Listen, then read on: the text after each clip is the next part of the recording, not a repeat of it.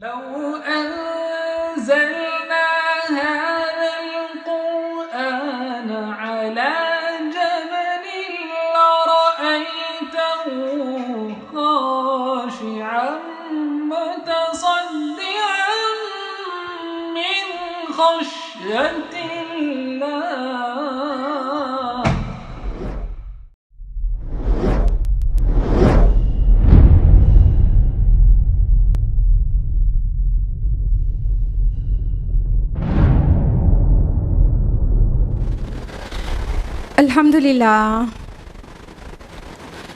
अल्हम्दुलिल्लाहि रब्बिल आलमीन वस्सलातु वस्सलामु अला रसूलिहिल करीम व अला आलिहि व अस्हाबिहि अजमाइन। अम्मा बादु अऊज़ु बिल्लाहि मिनश शैतानिर रजीम। बिस्मिल्लाहिर रहमानिर रहीम।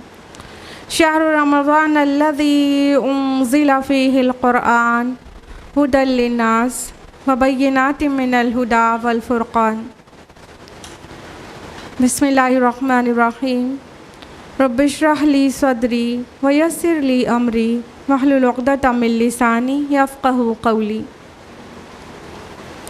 मेरे अज़ीज़ सामिआत, दर्स कुरान मजीद में आप सभी का तहे दिल से खैर मक़दम है। अस्सलामु अलैकुम व रहमतुल्लाहि व बरकातुहू। अल्लाह ताला की ज़ात बाबरकत से उम्मीद है कि आप सभी बखैर व आफ़ियत होंगी। अल्हम्दुलिल्लाह। मेरे साथ कौन सी सूरा चल रही है? सूरा रूम। और लास्ट वीक सूरा रूम की कितनी आयत मुकम्मल हो गई थी? जी बिल्कुल, 45 आयत हो गई थी। आयत 46 ऑनवर्ड्स आज हम लोग कंटिन्यू करेंगे इंशाअल्लाह। तो जो कॉन्टेक्स्ट चल रहा था वो ये कि अल्लाह सुब्हानहू व तआला फ्रीक्वेंटली अपनी आयत पर गौर करने की दावत दे रहे थे। बहुत सारी आयत में ये दावत दी गई और फिर पिछली कौमों के अंजाम से डराया गया और उसी तरह से बात आगे कंटिन्यू हो रही है। बीच में ब्रेक हुआ था रुकू के बीच में। हम लोग कंटिन्यू करेंगे आयत नंबर 46 से। औज़ु बिल्लाहि मिनश शैतानिर रजीम। बिस्मिल्लाहिर रहमानिर रहीम। व मिन आयातिही अन युरसिलर रियाह मुबश्शिरात, और उसकी निशानियों में से ये भी है कि वो भेजता है हवाओं को बशारत देने वाली बनाकर। वलियुज़ीक़कुम मिन रहमतिही, ताकि वो तुम्हें मज़ा चखाए अपनी रहमत का। वलितजरियल फुल्कु बिअम्रिही वलितब्तगु मिन फ़ज़लिही वलअल्लकुम तशकुरून, और इसलिए भी कि उसी के हुक्म से कश्तियाँ चलें और ताकि तुम उसका फ़ज़ल तलाश करो और ताकि तुम उसका शुक्र अदा करो। तो आयत नंबर 46 है। इससे पहले 6 जगहों पर और इसको मिला के 7 जगहों पर अल्लाह ताला ने अपनी आयत में पॉन्डर करने की दावत दी है। जैसे कि पीछे हम लोगों ने देखा आयत नंबर 20, 21, 22, 23, 24 और 25, ये 6 आयत हो गई। और ये आयत नंबर 46 है। यहाँ पर भी बात यहीं से शुरू हो रही है कि अल्लाह की निशानियों में से है। तो अल्लाह ताला इस आयत में क्या फरमा रहे हैं? और जब सूरह शुरू किया था तो हम बोला था ना कि इस सूरह में आयत या आयात लफ्ज़ बहुत बार आया है। तो इस आयत में भी आ गया। और सबको पता है आयत मीन्स निशानी होती है। और निशानी ज़ाहिर है कि कोई निशान या निशानी कहीं तक पहुंचने में मदद करता है ना, ठीक है। तो अल्लाह सुब्हान ताला फरमा रहे हैं उसकी निशानियों में से ये भी है कि वो भेजता है हवाओं को बशारत देने वाली बनाकर। अब हम अपने आप नहीं सोचते तो अल्लाह सुब्हान ताला हमारे टेंशन ग्रैब करते हैं कि ये भी अल्लाह की निशानियों में से एक निशानी है। क्या? हवाओं का चलना, विंड। जब हवाएं चलती हैं तो ये जो है उसके कुदरत की निशानियों में से है। मतलब कि दुनिया का पूरी साइंस भी जमा होके हवाओं को अपनी मर्ज़ी से उसका रुख नहीं मोड़ सकती और जिस कंट्री और जिस शहर और जिस मोहल्ले में चाहे वहाँ हवा को नहीं बहा सकते। और तो और अल्लाह ताला अगर हवा को पूरा एटमॉस्फेयर जो हमारा अर्थ के अराउंड अगर उसको पूरा सल्ब कर ले तो कोई पूरी साइंस पूरे ग्लोब पर जितने साइंटिस्ट हैं मिलकर वो एटमॉस्फेयर को वापस नहीं ला सकते। एक ओजोन लेयर में होल हो गया, उसका तो कुछ कर नहीं पा रहे हैं। हाँ, तो अल्लाह सुब्हानहू व तआला कहते हैं ये अल्लाह की निशानियों में से। ज़रा गौर तो करो, अगर यहाँ पे हवाएं नहीं हो, कहीं मतलब बिल्कुल वैक्यूम में चले जाओ तो तुम्हारी क्या हालत होने वाली है। हाँ, और जो हवाएं हैं वो तुम खुशखबरी लेकर आती हैं। यहाँ पे मुबश्शिरात कहा गया है हवाओं को। और गौर करिएगा, रियाह वर्ड आया है, रियाह हवा, रिहुन मीन्स हवा होती है, रियाह उसका प्लूरल है। तो आप नोटिस करेंगे कि कुरान मजीद में जब रियाह वर्ड आया है यानी जमा के फॉर्म में, तो उससे वो खुशखबरी देने वाली हवाएं मुराद हैं। और जब रीह आया, रीह, तो उससे अजाब वाली हवा मुराद है। अल्लाह ताला की ये भी तो निशानी है कि वही चीज़ हमारी लाइफ के लिए बिल्कुल नेसेसरी होती है और वही चीज़ हमारे लिए डिस्ट्रक्टिव भी बन जाती है जब अल्लाह ताला चाहते हैं। तो ये भी क्या निशानी नहीं है। और यहाँ पे मुबश्शिरात कहा गया है हवाओं को। मुबश्शिरात मुबश्शिरा की जमा है फेमिनिन जेंडर में, तो इसका मतलब हुआ मुबश्शिरा का मतलब खुशखबरी। तो मुबश्शिरात बहुत सारी खुशखबरियाँ, ग्लैड टाइडिंग्स। तो अल्लाह ताला फरमाते हैं कि अल्लाह ताला हवाओं को चलाते हैं खुशखबरी देने वाली बनाकर। यानी जब हवाएं चलती हैं, अगर गर्मी रहती है, उमस रहती है, तो सब कितने खुशखुर्रम हो जाते हैं ना, सबके चेहरे पे अनवांटेडली भी स्माइल आ जाती है, मतलब मूड अच्छा हो जाता है सबका। फिर उसके बाद एक होप रहती है बारिश की। तो जो आगे बात कही गई, ताकि वो तुम्हें मज़ा चखाए अपनी रहमत का, वलयुज़ीक़कुम मिन रहमतिही, अपनी रहमत का मज़ा चखाए। तो यहाँ रहमत से बारिश भी मुराद है और बहुत सारी रहमतें भी, लेकिन बारिश ज़रूर मुराद है इससे, ताकि तुम पर बारिश हो। और बारिश के बग़ैर तो कितना ही मसला रहता है कि ज़िंदगी ही बिल्कुल मुसीबत में आ जाती है। और उसके अलावा हवाओं के ही विंड के एक रोल को, एक फंक्शन को और बयान किया गया है यहाँ पे कि ताकि उसके हुक्म से कश्तियाँ चलें। पहले बादबानी कश्तियाँ होती थी, वो हवाओं के रुख पर ही चलती थी। अगर हवा रुक जाए तो कश्ती वहीं के वहीं खड़ी रह जाती। लेकिन आप हरगिज़ ये मत समझिएगा कि फिर तो ये आयत आउटडेटेड है। अब तो शिप्स चलते हैं जो कि मोटर्स से चलते हैं। जितनी भी मोटर्स हैं, हाँ, हमने बहुत अभी रिसेंटली, मतलब इसी को जानने के लिए कि कोई आउटडेटेड तो नहीं हो सकती कुरान की आयत। तो जो बड़े बड़े शिप्स हैं जो मोटर से चलते हैं, उन शिप्स में भी हवाओं का एक रोल बहुत बड़ा होता है। स्पेशली उसका फ्यूल जो है ज़्यादा एफिशिएंट होता है जब हवाएं चलती हैं। और भी बहुत सारे फंक्शंस हैं। अभी भी विंड का उतना ही बड़ा रोल है, चाहे बड़े बड़े शिप्स हो। और आप जानते हैं कि इंपोर्ट एक्सपोर्ट का बिज़नेस पूरा शिप्स पर ही होता है। एयर ट्रैवल नहीं करते ना वो, इतना भारी कंटेनर्स जो यहाँ से वहाँ जाते हैं तो शिप्स पर ही जाते हैं पूरे। तो अल्लाह ताला आगे कह रहे हैं मलिक तब तक मिन फजली, ताकि तुम उसका फ़ज़ल कब तलाश करो। फ़ज़ल तो बहुत सारी भी चीज़ें हैं और उसका जो रिज़्क़ की तलाश होती है वो तो ज़रूर ही है। तो अल्लाह ताला कह रहे हैं मतलब जो कश्तियाँ यहाँ से वहाँ जाती हैं, तब तुम्हारा बहुत बड़ा बिज़नेस पॉसिबल हो पाता है। देखिए ये आयत जब नाजिल हो रही हैं तब ही वो जो मतलब बहरी जहाज़ों पर और वो कश्तियों पर सामान लाद के एक मुल्क से दूसरे मुल्क ले जाया जाता था। और आज की डेट में भी ये होता है ना, जितनी टेक्नोलॉजी एडवांस होने के बाद भी जो बड़ा इंपोर्ट एक्सपोर्ट का बिज़नेस होता है वो शिप्स पर ही तो होता है ना, बड़े बड़े कंटेनर्स उस पे जाते हैं। तो अल्लाह ताला कह रहे हैं ताकि तुम अल्लाह का फ़ज़ल तलाश करो। फ़ज़ल और भी बहुत सारी चीज़ें हो सकती हैं, और साथ में अल्लाह ताला की तरफ से दिया हुआ रोज़ी रोटी, रिज़्क़, बिज़नेस, वो तुम उसका तलाश करो। लेकिन याद दिला दिया गया वलअल्लकुम तशकुरून, ताकि तुम शुक्रगुज़ार हो जाओ। यानी अल्लाह की इतनी सारी नेमतों को दोनों हाथ से समेटते रहते हो, लेकिन शुक्र की तौफीक नहीं होती। तो ज़रा सोचो कि ये सारी चीज़ें सिर्फ अल्लाह ताला के हाथ में है। अभी हवा रुक जाए तो बारिश नहीं हो सकती, बारिश नहीं हो तो तुम्हारे दरमियान तो बिल्कुल खाने पीने के लाले पड़ जाएं, और फिर कश्तियाँ और शिप्स ये सब नहीं चल सकें और तुम्हारा बिज़नेस ठप पड़ जाए। आपने कोविड पीरियड में देखा है, एक छोटा सा रखना पड़ता है ट्रांसपोर्टेशन में, तो कितना बड़ा फ़र्क पड़ता है ह्यूमन लाइफ को ना, कितना बड़ा फ़र्क पड़ता है।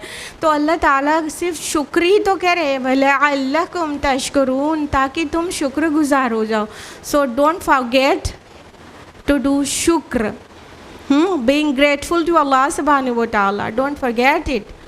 जब अल्लाह ताला की नेमतों को अवेल करें तो उसे याद करें, और अल्लाह ताला कहते हैं, चाहते हैं कि लोग उन अल्लाह ताला का शुक्र करें, और शुक्र सिर्फ वही करेगा जो अल्लाह ताला को पहचाने और उसकी नेमतों को उसका अताई समझे। और जो कुफरान नेमत करते हैं ना, वो असल में वो कभी गौर ही नहीं करते कि ये सारी चीज़ अल्लाह के देने से उन्हें मिली है। तो हम ऐसे नहीं बने कि सोचे कि जैसे ये इस पर हमारा जन्म सिद्ध अधिकार था, नहीं, अल्लाह ताला के देने से मिली हैं ये नेमतें, तो शुक्र भी उसका ही बनता है। वलक़द अरसलना मिन क़ब्लिका रुसुलन इला क़ौमिहिम, ए नबी सल्लल्लाहु अलैहि वसल्लम, आपसे पहले भी हमने रसूल भेजे हैं और उनको उनकी अपनी अपनी कौम की तरफ। फ़जाऊहुम बिलबय्यिनाति फ़ंतक़मना मिनल्लज़ीना अजरमू, तो उनकी तरफ लेकर आए वाज़ेह निशानियाँ, फिर हमने इंतकाम लिया उन लोगों से जो मुजरिम थे। वकान हक़्क़न अलैना नस्रुल मुमिनीन, और अहले ईमान की मदद करना हमारे ज़िम्मे लाजिम था। अब अल्लाह सुब्हानहू व तआला अपने आखिरी नबी सल्लल्लाहु अलैहि वसल्लम को एड्रेस करते हुए ये फरमा रहे हैं कि हमने सिर्फ़ आपकी तरफ ही नहीं पैगाम भेजा है, जो अल्लाह ताला ने पैगाम भेजा है, आपसे पहले भी बहुत सारे रसूल आए थे और उनकी भी तकज़ीब की गई थी, उनका भी इनकार किया गया था, उनकी कौम ने उनका इनकार किया था। तो पीछे जाके देख लें, हिस्ट्री में जाके देख लें, जिस कौम ने भी अपने रसूल का इनकार किया, अपने रसूल की इताअत नहीं की, तो उन पर अल्लाह का अज़ाब आया, और जो रसूल पर ईमान लाए अल्लाह ताला ने उनकी मदद की। तो ये बात अल्लाह ताला बार बार बता रहे हैं कि हिस्ट्री से सबक लो। आप पीछे की कौम, चाहे कौम नूह देख लीजिए, चाहे आद देखिए, समूद देखिए, अब आले फ़िरौन देखे या मदियन देखे, कोई भी जितनी कौमें थी उन्होंने अपने अपने रसूल को नहीं माना, तो उन कौमों पर अज़ाब आया था। और मदद किसकी की गई थी? मोमिनीन की गई थी। अल्लाह सुब्हान ताला यहाँ पर एक चीज़ मेंशन कर रहे हैं मदद की, लेकिन पास्ट में कान वकान हक़्क़न अलैना नस्रुल मुमिनीन, काना लगने से माजी का सेगा हो गया। तो इसका मतलब ये हरगिज़ नहीं है कि मोमिनों की मदद करना अल्लाह के ऊपर लाजिम था और अब नहीं है। नहीं, बात तो हिस्ट्री की हो रही है, तो काना आया है कि अल्लाह के ऊपर लाजिम था कि उनकी मदद करें, जिन्होंने रसूल पर की मदद की, रसूल का साथ दिया, रसूल के साथ हुए, रसूल पर ईमान ला, उनकी इताअत की। तो अल्लाह पर लाजिम था कि उनकी मदद करें, तो अल्लाह ने उनकी मदद की। लेकिन इसका ये हरगिज़ मतलब नहीं होता कि आज हम और आप मोमिन हो, वैसा ईमान रखें जैसा मतलूब है, तो अल्लाह हमारी मदद नहीं करेगा। ऐसा कैसे हो सकता है?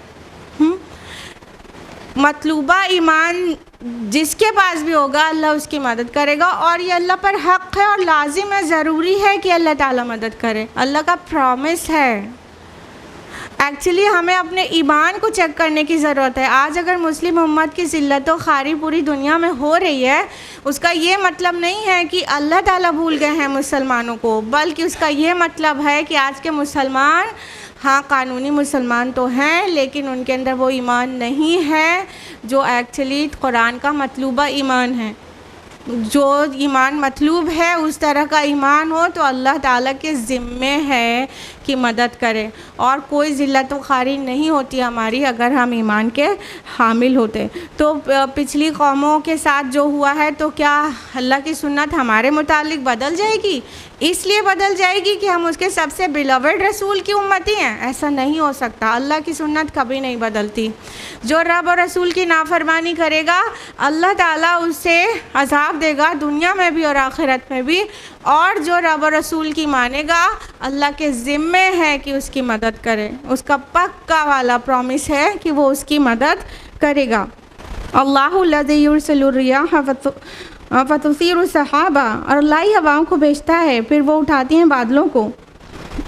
फ़यब्सुतुहु फ़िस्समाइ कैफ़ यशा, तो वो फैला देता है उन बादलों को फ़िज़ा में जैसे चाहता है। वयजअलुहु किसफ़न फ़तरल बर्क़ यख़रुजु मिन ख़िलाली, और उन्हें कर देता है तह पर तह, फिर तुम देखते हो कि बारिश बरसती है उनके दरमियान से।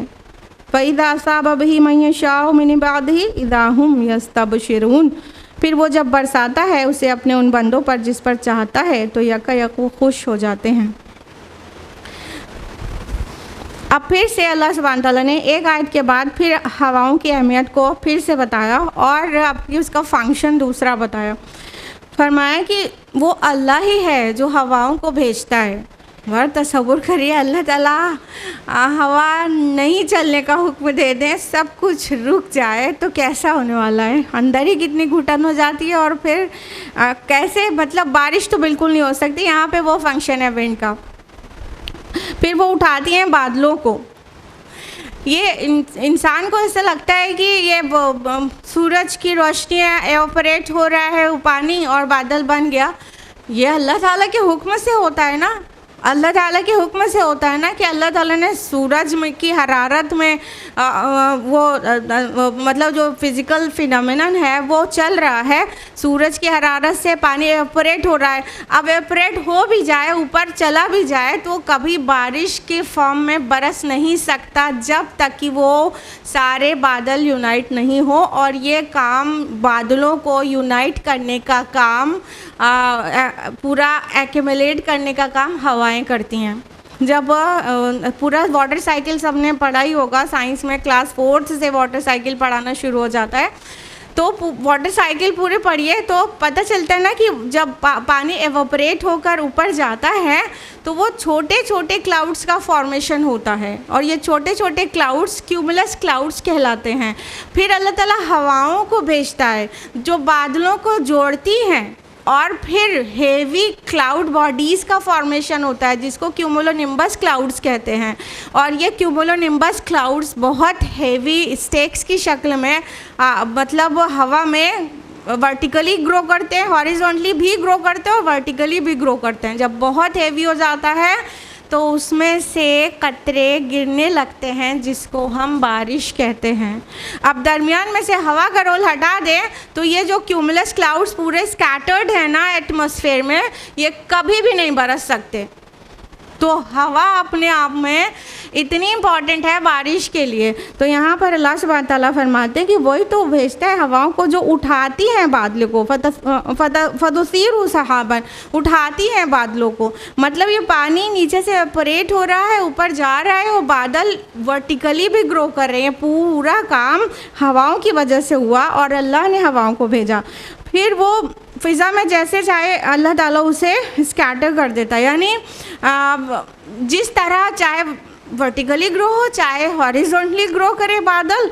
और फरमाया और तुम देखते हो तह पर तह वो एक के ऊपर एक इकट्ठा हो जाते हैं और फिर उनके दरमियान से बारिश के जो कतरे हैं वो निकलने लगते हैं और टपकने लगते हैं। ज़रा सोचिए पूरा का पूरा जो क्लाउड बहुत हेवी सा, जो कि एक्चुअली पहाड़ की मानंद दिखता है, अगर आपने प्लेन से नोटिस किया हो तो जो बादल हैं वो ऊपर से, जो बादलों के ऊपर प्लेन चला जाता है ना, तो वो बिल्कुल पहाड़ की तरह दिखते हैं। और सूरह नूर में ये वर्ड तक आया है कि आसमानों में बुलंद उन पहाड़ों से ओले बरसाता है, तो वो बिल्कुल बिल्कुल माउंटेन्स की तरह दिखते हैं। तो ये जो इतने हाई माउंटेन लाइक क्लाउड्स हैं ना, अगर ये पूरे एक बार में गिर जाएं तो क्या हो। आपको पता है कि क्लाउड बर्स्ट होता है तो वहाँ फ्लड आ जाता है। जिस एरिया में क्लाउड बर्स्ट, हिली एरियाज़ में क्लाउड बर्स्ट हो जाते हैं ना कभी कभी। लेकिन अगर नॉर्मली यही होता रहे कि पूरा का पूरा बादल गिर जाए तो खाली डिस्ट्रक्शन होना है और जो बारिश के अंदर जो नेमतें और रहमतें हैं वो कुछ भी नहीं मिलना है। तो अल्लाह ताला ने कितना प्यारा सा सिस्टम बना दिया कि वो बादल इतने ज़्यादा हेवी होने के बाद भी कतरा कतरा टपकते हैं। वद्क कहा गया ना, फतर अल वद्का, उसके दरमियान में से बारिश कतरा कतरा बन के टपकती है। तो अगर आपको बारिश में लाम वाला बाहर निकलना ही पड़े तो चोट नहीं लगती, आपको लगती है क्या?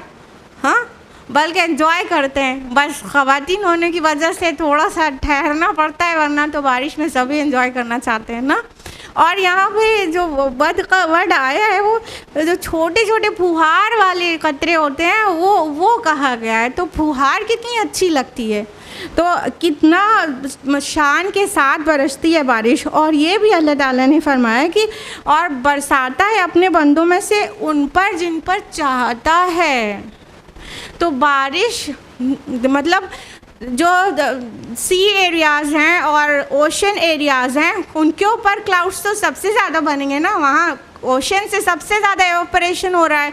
तो वहीं पे बरस ही जाएं तो फिर हम लोग को तो कोई फ़ायदा ही नहीं हो। पतली पतली वो है नदियां हैं, वहाँ से तो छोटा ही छोटा क्लाउड्स वो एवापोरेट होके निकलेगा।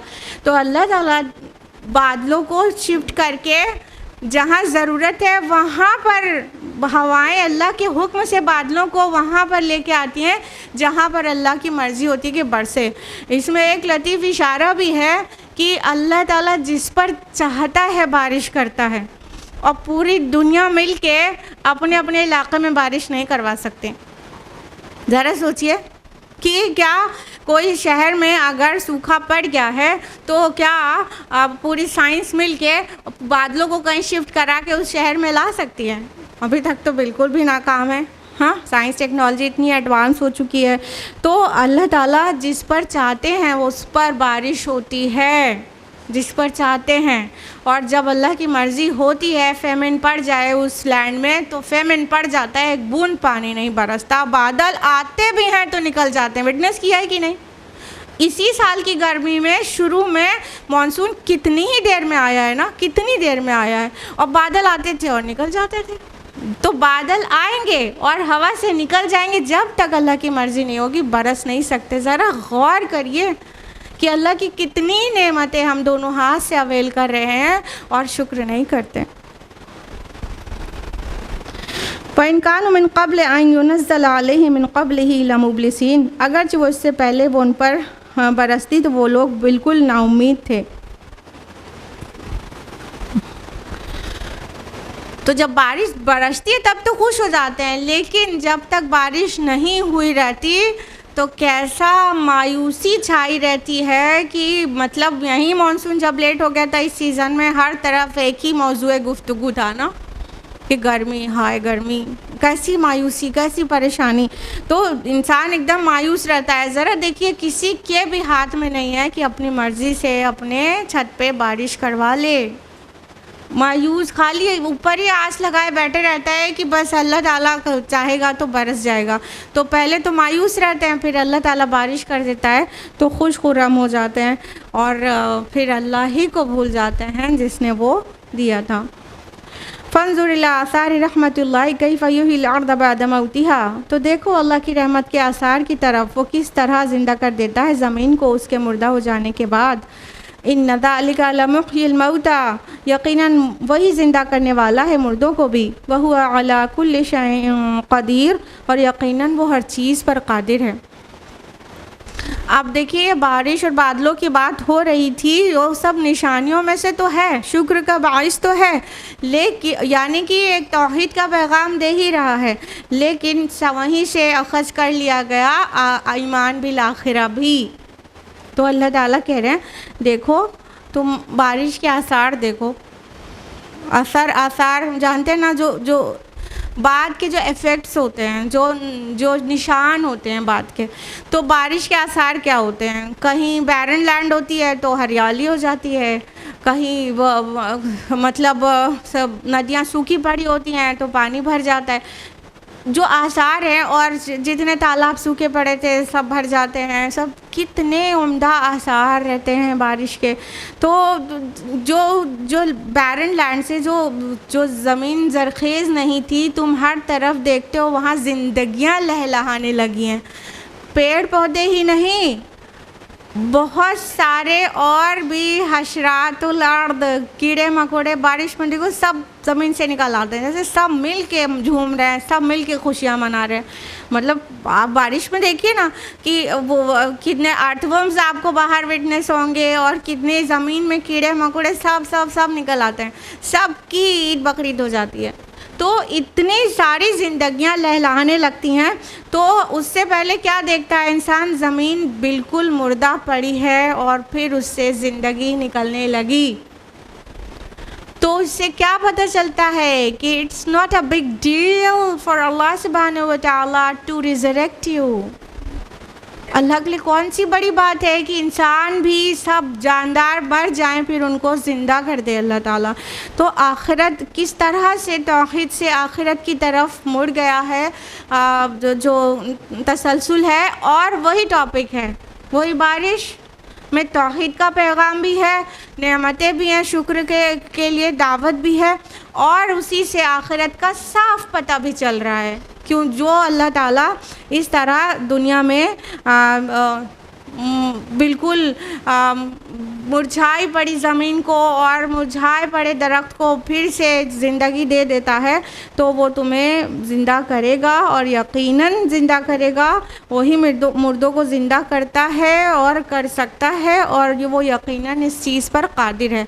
हम उसकी कुदरत के नमूने हर तरफ देखते रहते हैं, लेकिन जो चीज़ें नॉर्मल रहती हैं यानी रेगुलर देखते रहते हैं उस पर गौर भी नहीं करते, और वो कोई बड़ी बात भी नहीं लगती। कोई अजीब चीज़ जब तक नहीं देखते तब तक हमें कोई हैरानी नहीं होती, हमें गौर व फिक्र की तौफीक नहीं होती। तो अजीब चीज़ तो क्या, फिर सीधा जब आखिरत में आँख खुलेगी तब का इंतज़ार है कि बस सब गैब से पर्दा हट गया, अब अजीब चीज़ें दिखने लगी, तो उस वक्त का ईमान तो कबूल नहीं होगा और ना ही वो अमल का मकाम होगा। इसलिए दुनिया में बहुत सारी बिखरी हुई निशानियों पर गौर व फिक्र करें, अल्लाह के करीब आएँ और अल्लाह का शुक्र अदा करें और उसकी मारिफत हासिल करने की कोशिश करें। जब अल्लाह की मारिफत होगी तब ही फरमाबरदारी होगी, और अल्लाह की मारिफत नहीं होगी तो इसी तरह नाफरमानी की रविश पर इंसान बढ़ता रहेगा। वलइन अरसलना रिहन फरअहू मुस्फर्रन लज़ल्लू मिन बअदिही यकफुरून, और अगर हम एक ऐसी हवा भेज दें जिसके असरात से वो उसे ज़र्द देखें तो उसके बाद वो नाशुक्री करने लगते हैं। यानी जो काफिर का रवैया होता है, यहाँ काफिर बामाना गैर मुस्लिम नहीं है, अल्लाह की नेमतों का जो भी कुफरान करे, जो भी इनकार करे, उसे छुपाए, उसे कंसील करे, वो सब काफिर हैं। तो उसका काफिर का तरीक़ा क्या होता है, जब कोई चीज़ मिलती है तो अकड़ जाता है, जब कोई चीज़ छिन जाती है तो एकदम से मायूस होकर नाशुक्री करने लगता है, ऑल फॉल बकने लगता है। तो अल्लाह ताला कह रहे हैं कि इतनी नेमतें देने के बाद खेती लहलाने लगी, लेकिन जब अल्लाह की मर्ज़ी होती है तो उससे किसान को फ़ायदा नहीं होता, और बाद सरसर की वजह से वो जर्द पड़ जाती है, पाला लग जाता है ना, समटाइम्स रस्ट लग जाता है ना खेती को, तो रस्ट से पूरी खेती बर्बाद हो जाती है। तो फिर नाशुक्री करने लगते हैं, यानी ऑल फॉल बकने लगते हैं। जब अल्लाह ने नेमतें दिया था तो अल्लाह का शुक्र नहीं कर रहे थे, लेकिन जब उनमें से कोई नेमत अल्लाह दे के ले लेता है तो फिर बहुत अजीब अजीब बात करने लगते हैं। हम ही मिले थे सारी मुसीबत के लिए, अल्लाह ने हमको चुन लिया है और सारी मुसीबतें हमारे ही घरों में नाजिल होती हैं, हमने तो कभी खुशियाँ देखी ही नहीं, तो मुसीबतों ने तो हमारा घर देख लिया, वगैरह वगैरह। ऐसे बहुत सारे जुमले आपने बहुत लोगों से सुने होंगे कि अल्लाह की नाशुक्री करते हैं लोग जब भी कोई चीज़, कोई नेमत अल्लाह ताला ले लेता है, और उस वक्त ये हरगिज़ नहीं सोचते कि बहुत दिन से उस नेमत से हम फ़ायदा उठा रहे थे और अब हमसे ले ली गई है, तो तब हम नाशुक्रे हो गए हैं। तो तब शुक्र किया था क्या? तो जिसको पूरा कॉन्सेप्ट क्लियर होता है इस दुनिया की ज़िंदगी का, वो नाशुक्री नहीं करता, और जब मिला होता है तो बहुत शुक्र करता है।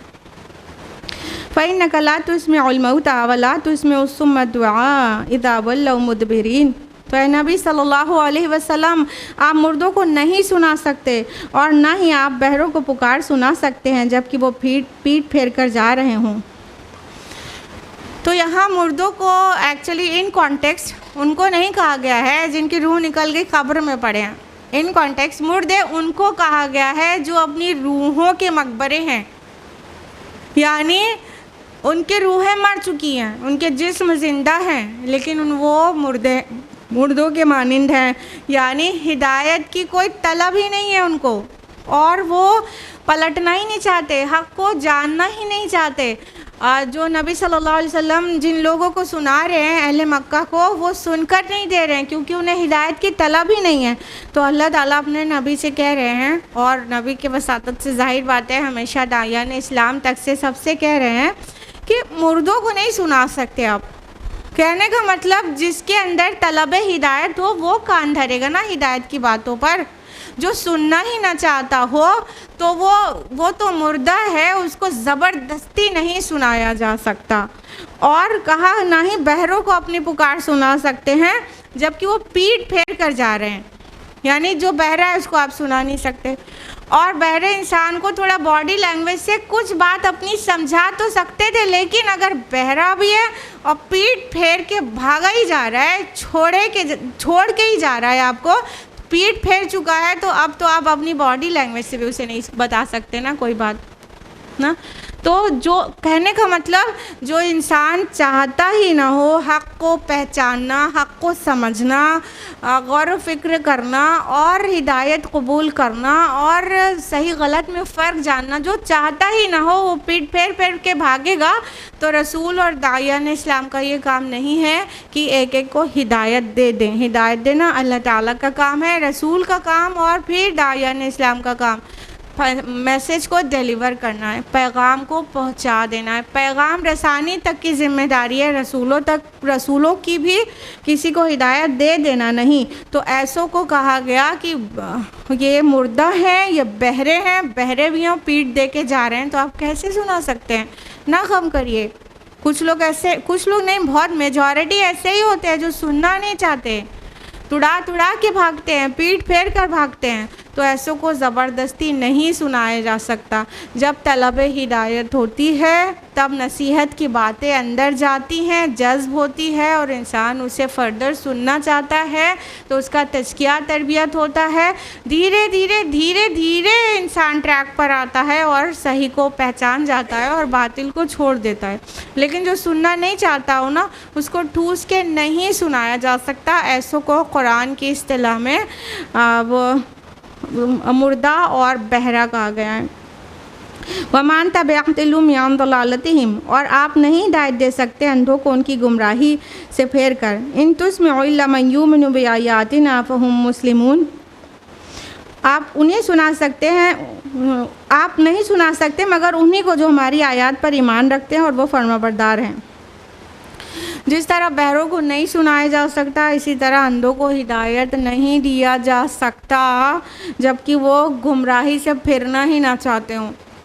तो ये बहरे हैं, गूंगे हैं, अंधे हैं, समुम बुकमुन उम्युन फहुम ला यरजिऊन, जो जिनके अंदर तलब हिदायत ही नहीं, वो सील हो चुके हैं। अब वो अंधे बहरे हैं, उनको वो किसी भी तरह से इंसानियत का हक़ अदा नहीं कर रहे हैं। उनके दिल सख्त हो चुके हैं, उनके हार्ट सील हो चुके हैं।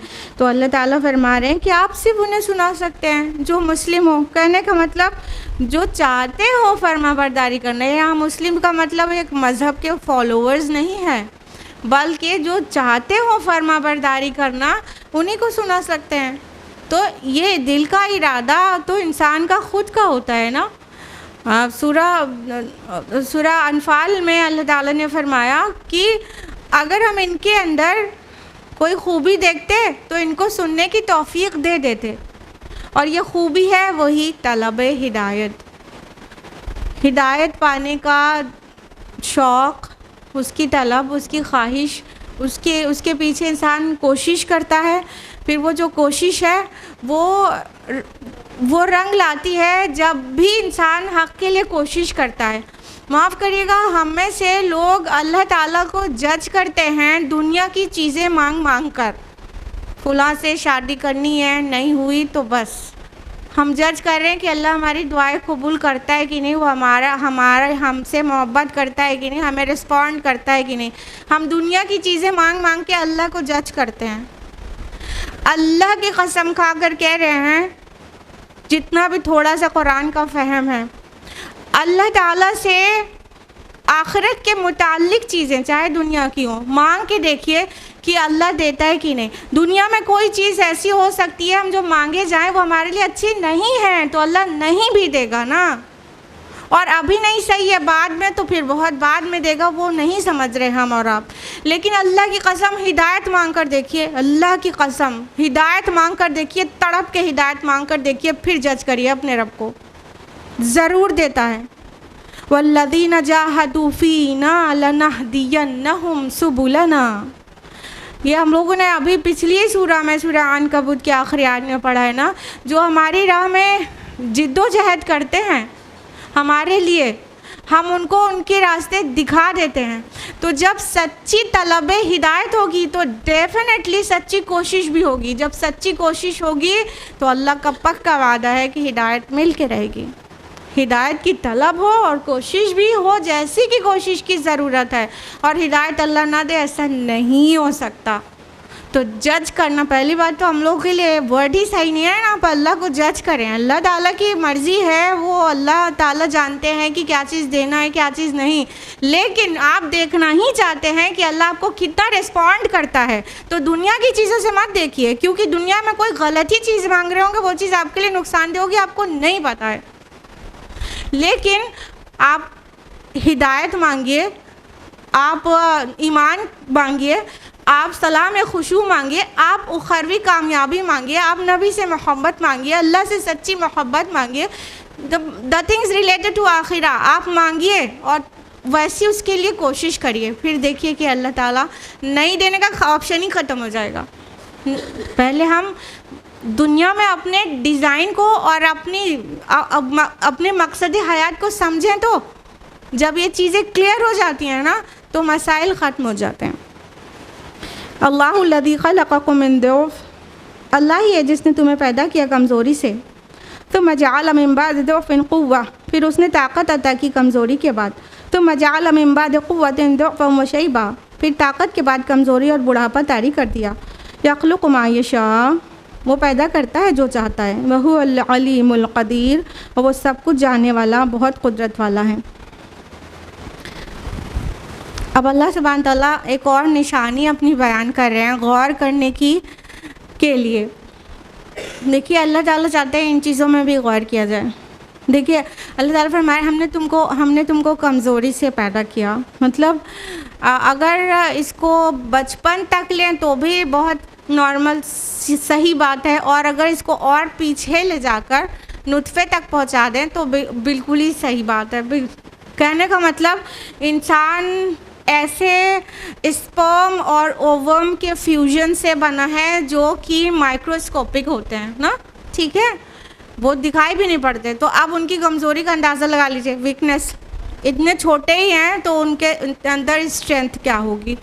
फिर उसके बाद वाली स्टेज पे आ जाइए कि बच्चा होता है तो कितना ही कमज़ोर होता है। बताइए अल्लाह ताला एक बच्चे को एक गोश्त और हड्डी का एक पीस बना के माँ की गोद में डाल देता है। अगर वो अल्लाह ताला के हुक्म से ताकत में ना बढ़े तो वो मर जाए, इतना कमज़ोर होता है कि अपने से दूध नहीं पी सकता ना।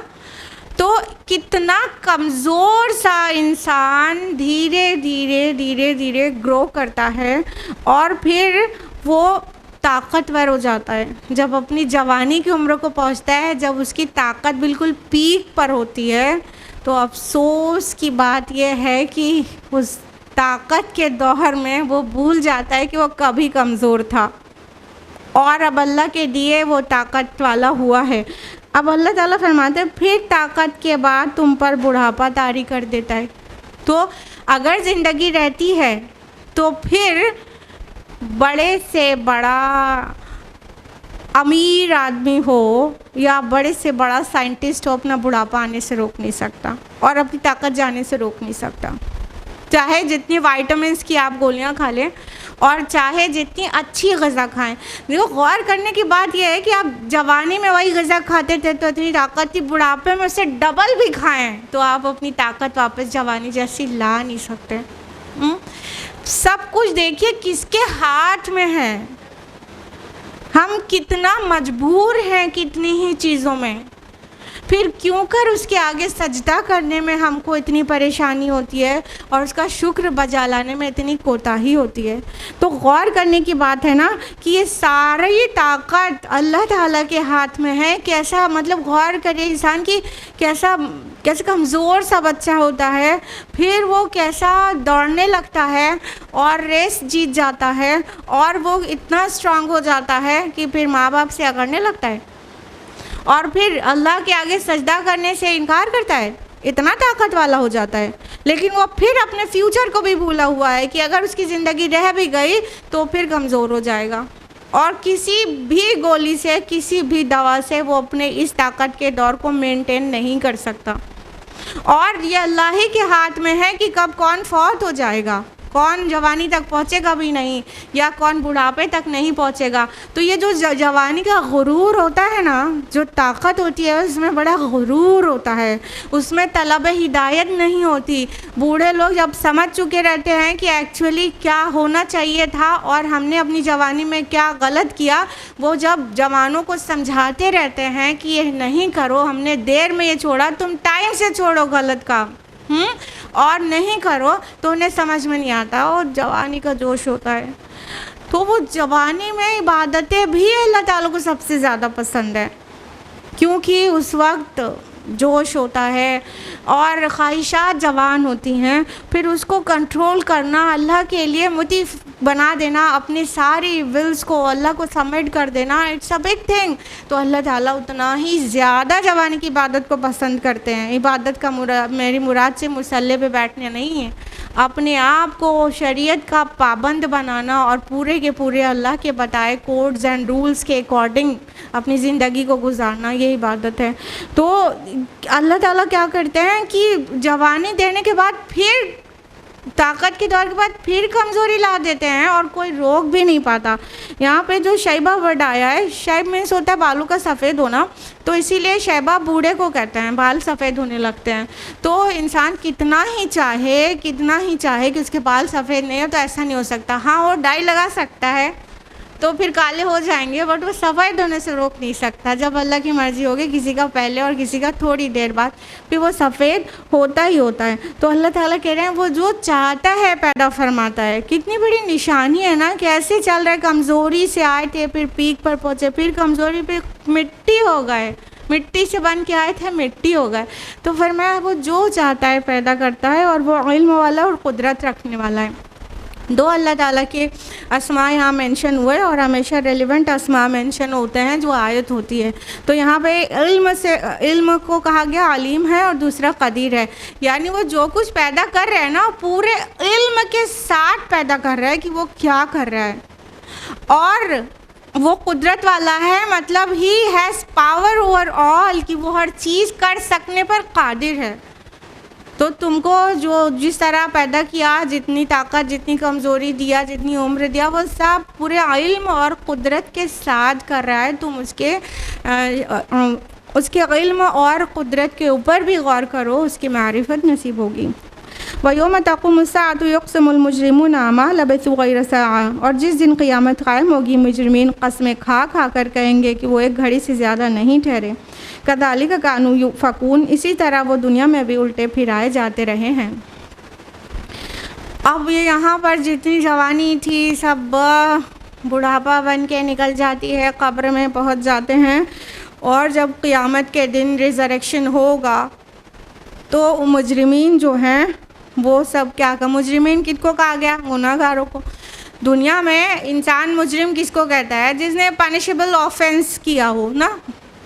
लेकिन अल्लाह के यहाँ ऑफेंस क्या है, ये दुनिया के कानून से जो ऑफेंस है वही थोड़ी ना, अल्लाह के कोड से, जो अल्लाह की शरीयत से ऑफेंस है, कोई भी गुनाह वो ऑफेंस है, वो जुर्म है। और जो भी अल्लाह ताला के बनाए कानून को तोड़ेगा, अल्लाह की हराम करदा चीज़ के करीब जाएगा या अल्लाह के हुक्म की नाफरमानी करेगा, वो ऑफेंस है। तो वो सभी जो है मुजरिम कहलाए जा रहे हैं, जो गुनाहगार हैं। तो फरमाया कि जिस दिन क़यामत कायम होगी ना, तो जब ये गुनाहगार खड़े होंगे तो कसमें खा खा कर कहेंगे कि हम एक घड़ी से ज़्यादा दुनिया में नहीं रहे हैं। ज़रा सोचिए, इसमें दो बहुत अहम नुक्ते हैं। एक तो ये कि उन्होंने दुनिया में भी गलत अंदाज़ा किया था आखिरत का, और दुनिया की ज़िंदगी का भी गलत अंदाज़ा किया था, और आखिरत में क़ियामत में खड़े होने के बाद फिर अब दुनिया की ज़िंदगी का गलत अंदाज़ा करें। और दूसरी बात ये कि एक्चुअली वहाँ की जो ज़िंदगी होगी हज़ारहा साल की, वो जो एक दिन होगा, उसके सामने ये दुनिया में जितनी भी ज़िंदगी उसे मिली थी ना, 60 70 80 90 जितनी भी मिली थी ना, उसे एक घड़ी मालूम हो रही होगी। तो जबकि एक सॉलिड हकीकत है, दुनिया की ज़िंदगी एक सॉलिड हकीकत है, यहीं पे तो हम अमल करते हैं। लेकिन वहाँ पे पहुँचने के बाद, वहाँ की खौफ और हिरास के बाद वो उसको लगेगा दुनिया में जो ऐश व इशरत में गुजरा है, वो तो एक घड़ी, एक साआ थी, बस एक साआ, बस ज़रा सा दुनिया में आँख खोलने के गुनाहगार हैं, उसे ऐसा लगेगा। तो ज़रा तवज्जो करें कि हम ये एक घड़ी ज़िंदगी के लिए इतने दीवाने होते रहते हैं।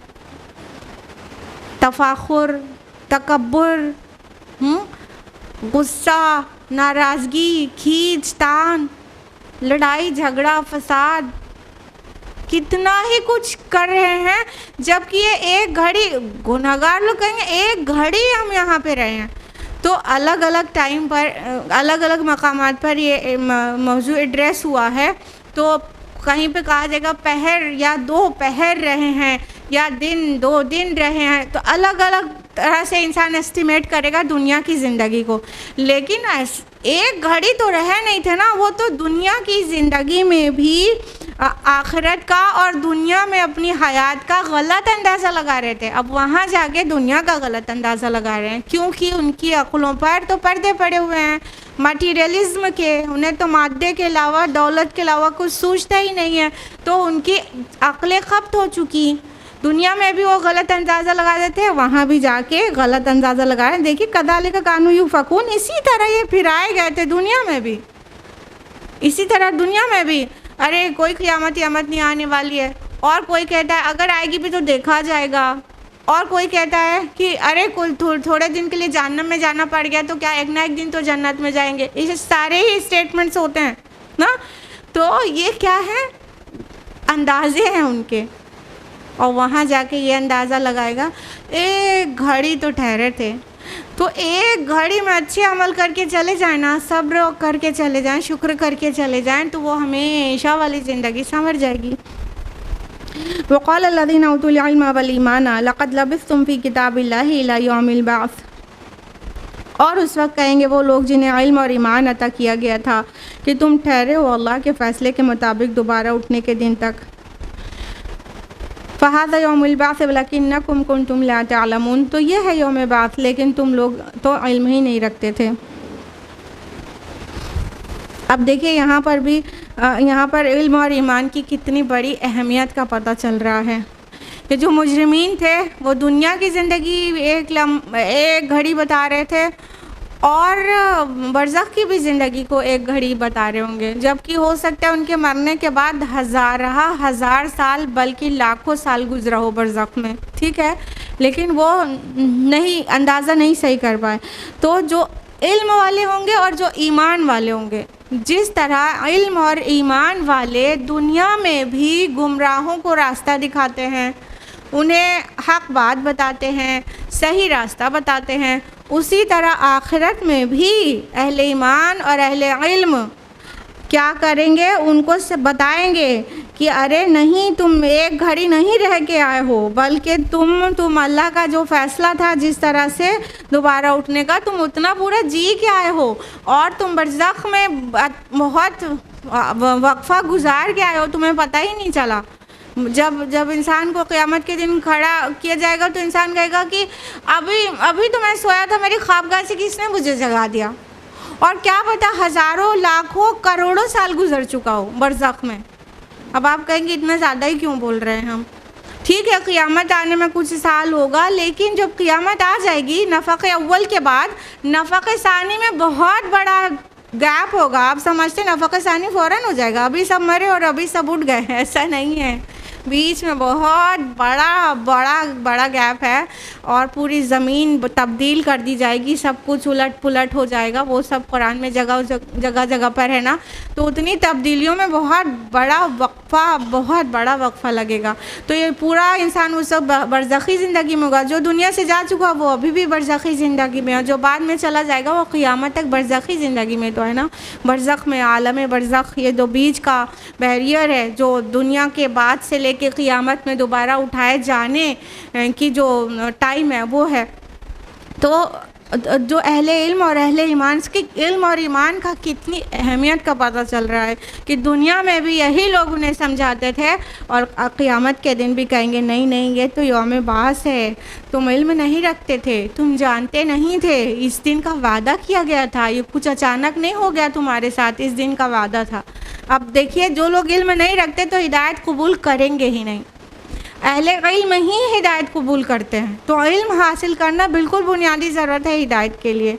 तो इल्म के कोई अहमियत को समझें और साइंस टेक्नोलॉजी का इल्म ज़रूर हासिल करें, लेकिन कुरान सुन्नत का इल्म हासिल करेंगे तभी पिक्चर क्लियर होगी। उन्हीं को उलमा अल्लाह ने कहा है जो अल्लाह से डरते हैं सूरह फातिर में कि इन्नमा यख्शल्लाहु मिन इबादिहिल उलमा, कि अल्लाह से उसके बंदों में तो उलमा इल्म वाले ही डरते हैं। और इल्म वाले ये इल्म वाले नहीं जिनके पास वो दारुल उलूम की डिग्री है ना, वो उलमा हैं, नहीं, इल्म वाले हकीकत का इल्म रखने वाले।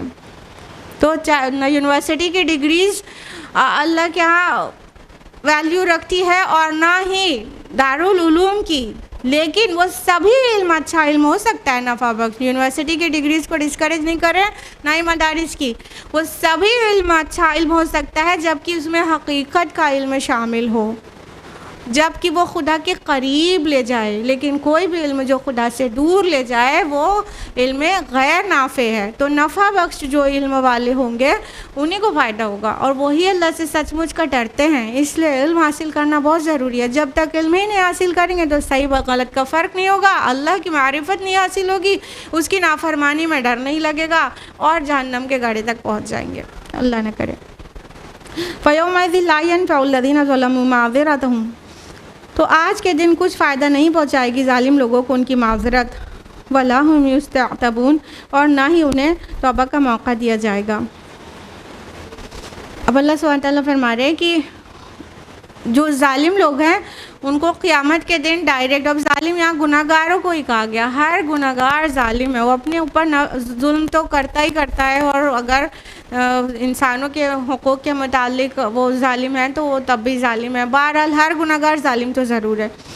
फरमाया कि उस दिन जालिमों को कोई माज़रत उनसे कबूल नहीं की जाएगी। हम दुनिया में माज़रत कर लेते हैं ना कि हाँ ये आपसे कहा था ये काम कर देंगे, हाँ कहा तो था, मान लेंगे आपकी बात, लेकिन हम मान नहीं सके, माज़रत चाहते हैं।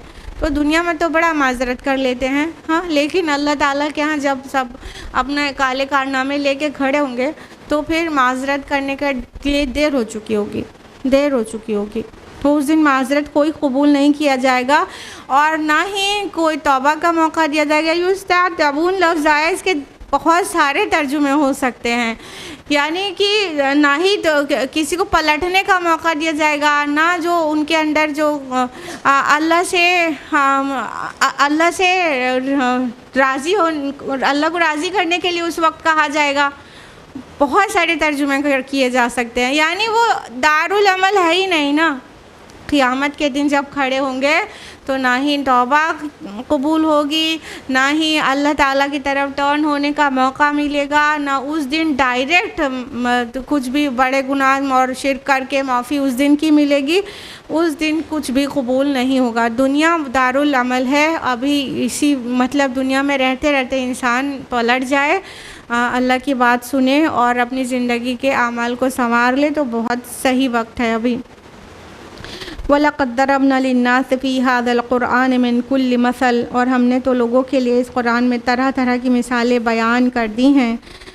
वलइन जिअतहुम बिआयतिन लयक़ूलन्न अल्लज़ीना कफ़रू इन अंतुम इल्ला मुब्तिलून, और अगर आप ले आए उनके पास कोई भी निशानी तो कहेंगे वो लोग जिन्होंने कुफ्र किया है कि नहीं हो तुम मगर झूठ गढ़ने वाले।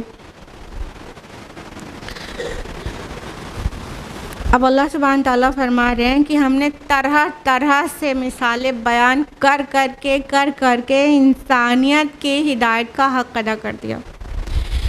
वलक़द दरबना लिन्नासि फ़ी हाज़ल क़ुरआन मिन कुल्लि मसल, हर किस्म के एग्जाम्पल्स दे दिए, मिन कुल्लि मसल।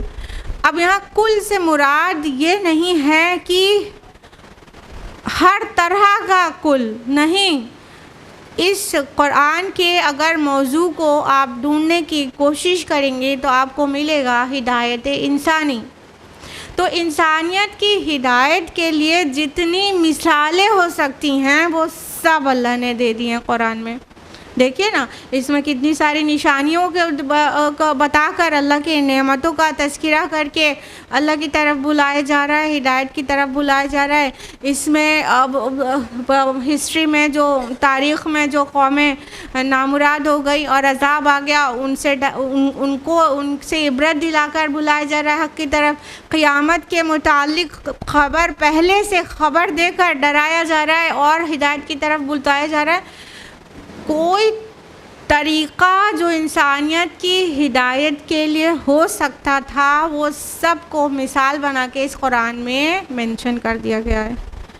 और ज़ाहिर बात है हमारे और आपके अंडरस्टैंडेबल फॉर्म में ही मिसालें दी जाएंगी, तो मिसालें बहुत वर्क करती हैं। एग्ज़ाम्पल से बातें ज़्यादा समझ में आती है ना। तो अब जो आखिरत की ज़िंदगी है, जो अर्श है, जो उसके ऊपर मुस्तवी है, वो सब का एक्चुअली हमारी अक़लें अहाता नहीं कर सकती। अहाता तो बिल्कुल ही छोड़ दीजिए, हमारी अक़लें उसको सह ही नहीं सकती, समझ ही नहीं सकती। तो अल्लाह ताला ने हमको एग्ज़ाम्पल दे दे के जो हमें समझ में आता है दुनिया की चीज़ों से, जो हमें दिख रहा है फिर हमें समझ में आएगा, उससे एग्ज़ाम्पल दे दे के हिदायत की तरफ बुलाने का हक़ अदा कर दिया है। लिहाजा अब जो भी नहीं मानेगा तो उसका ज़िम्मेदार ख़ुद होगा।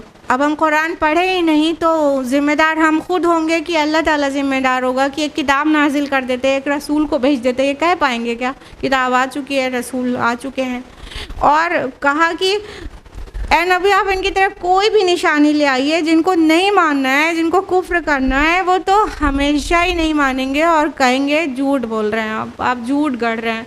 तो जो इनकारी है वो किसी की भी नहीं मानता, यहाँ तक कि रसूल की नेक सीरत देख कर भी नहीं मानता। वो भी एक निशानी होती है ना, रसूल का किरदार और अखलाक भी निशानी होती है इंसान के लिए कि जब इसने कभी झूठ नहीं बोला तो अब अल्लाह के नाम पे क्यों कर झूठ बोलने लगेगा अचानक। हाँ, तो रसूल का पूरा किरदार भी एक दलील है। तो जिसको नहीं मानना है वो नहीं मान कर देंगे, वो तो मोजिज़े की ही डिमांड करते रहेंगे, वो तो खर्क़ आदत चीज़ ही मांगते रहेंगे और मोजिज़ा डिमांड पे दिखा भी दिया जाए तो जिसको नहीं मानना उसके बाद भी नहीं मानेगा। कज़ालिक यत्बउल्लाहु अला क़ुलूबिल्लज़ीना ला यअलमून, इसी तरह अल्लाह मुहर लगा देता है उन लोगों के दिलों पर जो इल्म नहीं रखते। अब फिर देखिए इल्म की अहमियत के बारे में आपको पता चल गया कि जो लोग को इल्म ही नहीं है वो क्या है कि उनके दिलों पर मुहर है। जब इल्म नहीं था तो हिदायत कबूल नहीं की, हिदायत कबूल नहीं की तो रिजेक्ट कर दिया, रिजेक्ट किया, फिर बाद में वो चीज़ अना का मसला बन गई, हमेशा ही रिजेक्ट किया। लिहाजा पहुंचाने वालों की भी ज़िम्मेदारी है कि बड़ी हिकमत से पहुंचाया करें। मानने वालों, सुनने वालों की भी ज़िम्मेदारी है कि पहले पॉन्डर किया करें फिर रेस्पॉन्स किया करें, एकदम से इनकारी ना बन जाएं। क्योंकि जो पहली बार इनकार कर देता है तो अगली बार उसको तो अपनी अना का मसला बना लेता है ना, प्रेस्टीज इशू बन जाता है, ईगो आ जाता है, अब नहीं बोल दिया तो नहीं। तो इसलिए पहुंचाने वाले हिकमत से पहुंचाएं कि पहली बार में ही रिजेक्ट ना हो जाए। पहली बार में रिजेक्ट हो गया तो आइंदा के लिए बहुत चांस कम हो जाते हैं। और जिसके पास पहुंचाया जा रहा है उसकी ज़िम्मेदारी है रिजेक्ट ना करे, पहले उसे गौर करे कि बात सही कही जा रही है कि नहीं, चेक करे, गौर व फिक्र करे, फिर रिस्पॉन्स करे। फ़ौरन रिजेक्ट कर देने के बाद तो फिर ईगो आ जाता है, बीच में शैतान दाखिल हो जाता है। तो अल्लाह ताला कह रहे हैं कि अल्लाह ताला इस तरह मुहर लगा देते हैं उनके दिल में, जिनके पास इल्म नहीं है। जब इल्म नहीं था तो माना नहीं, और फिर जब हमेशा ही रिजेक्ट करते चले जाते हैं तो दिल सील कर दिए जाते हैं कि अब हिदायत की कोई बात अच्छी ही नहीं लगती, अच्छी ही नहीं लगती, कान में जहर लगती है, सुनना ही नहीं चाहते फिर। हाँ, तो ये दिलों पर मुहर लगने की एक दलील है कि अब अच्छी बात अच्छी ही नहीं लगती। अच्छों की महफिल और अल्लाह रसूल की बातें बिल्कुल ऐसी लगती हैं कि उठ के भागने का दिल करे।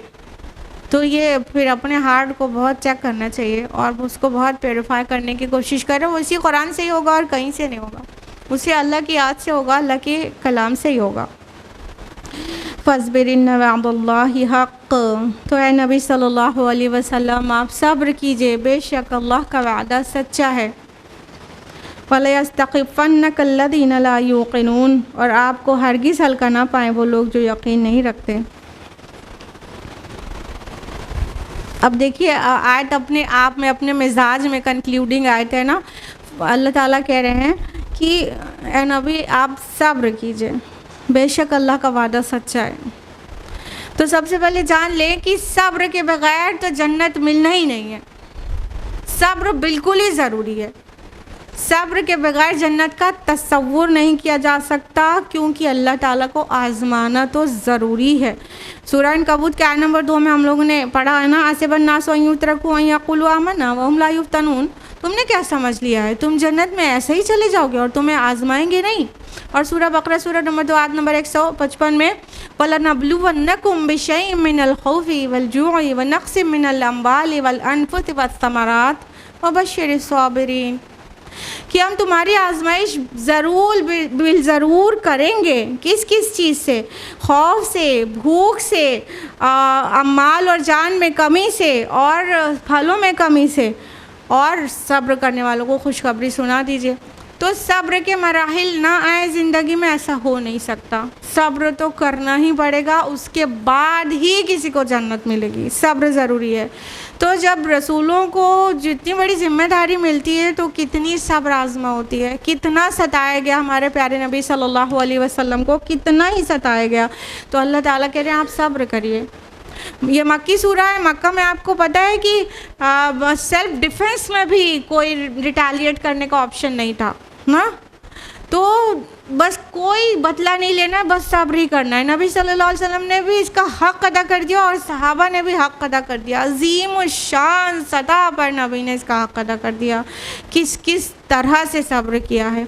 और अल्लाह ताला ने आगे फरमाया कि आपको हरगिज़ हल्का ना पाएँ जो यकीन नहीं रखते, जिनको जो ईमान नहीं ला रहे, यकीन नहीं आपकी बात का। यहाँ पे लफ्ज़ है वला यस्तख़िफ़न्नक, ये खौफ़ा से है। खफ़ीफ़ उर्दू में भी बोलते हैं ना, खफ़ीफ़ में हल्का होता है, लाइट। तो बस ये बात कही गई और अपने अंदर माना का एक समंदर समोए हुए है। वला यस्तख़िफ़न्नक, आपको हल्का ना पाए। हल्का ना पाए क्या मतलब?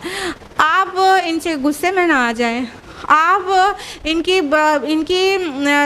बहुत सारे परसिक्यूशन और टॉर्चर से घबरा ना जाएं, आपके कदम उखड़ ना जाएं, आप दिल बर्दाश्ता ना हो जाएं, आप रिटेलिएट ना करने लगें अल्लाह के ऑर्डर आने से पहले। आप नबी सल्लल्लाहु अलैहि वसल्लम को मतलब आपको हल्का ना पाएँ, मतलब आप इनकी वजह से कहीं इधर उधर ना हो जाएं। ज़रा सा भी एक वर्ड में माना का समंदर समो दिया गया है। ये सारी चीज़, हल्का इंसान वो भी होता है जो किसी की बात पे गुस्सा आ जाता है और फ़ौरन एग्रेसिव हो जाता है। तो ये एग्रेशन ना आ जाए आपको, बल्कि एक साबित कदमी के साथ, सब्र के साथ अब बहुत एक भारी भरकम इंसान बन के दिखाइए। और अल्लाह की कसम, अल्लाह के रसूल सल्लल्लाहु अलैहि वसल्लम ने इस बात का भी हक़ अदा कर दिया। इस शान से सब्र किया और इस शान से साबित कदमी दिखाई कि कोई कमी नहीं छोड़ी। और अहले मक्का ने 13 साल मेरे नबी के साथ जो सलूक किया है वो मेरे नबी सल्लल्लाहु अलैहि वसल्लम के अलावा और किसी के बस का नहीं था कि इतना बर्दाश्त करता। रसूलों में भी सबसे ज़्यादा हमारे आखिरी रसूल को के ऊपर आजमाइशें आई हैं, लेकिन यकीनन उसका हक़ अदा कर दिया। सब्र तहम्मुल का खुशखल्की का, उनके साथ उसके बाद भी उनके साथ हुस्न सलूक का और उनके रिश्तेदारियों का हक़ अदा किया। सब कुछ अल्लाह ताला ने अपने नबी को इतना वज़नी बनाया और यकीनन आप हल्के कभी भी नहीं पड़े। ये आखिरी आयत थी, इसके साथ ही सूरह रूम मुकम्मल हुई। बिफ़ज़्लिही ताला बारकल्लाहु ली व लकुम फ़िल क़ुरानिल अज़ीम व नफ़अनी व इय्याकुम बिल आयाति व ज़िक्रिल हकीम। आमीन व आखिरु दावाना अनिल हम्दुलिल्लाहि रब्बिल आलमीन। वस्सलामु अलैकुम व रहमतुल्लाहि व बरकातुहू।